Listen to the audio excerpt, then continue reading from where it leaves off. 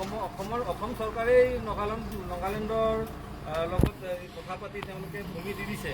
এইটোত ৰাইজৰতো কোনো হেৰি লোৱা নাই যে বোলে তেওঁলোকে ৰাইজৰ কিবা কনচেণ্ট ল'লে, ৰাইজৰ লগত কথা পাতিলে যে আপোনালোকৰ কি হ'ব কি নহ'ব। যদি ৰাইজৰ লগত তেওঁলোকে কথা নাপাতে তেওঁলোকৰ অনুমতি আমি কেলে ল'ম? নাগালেণ্ড সীমা সমস্যা সমাধান কৰক। নাগালেণ্ড সীমা সমস্যা স্থায়ী সমাধান কৰক।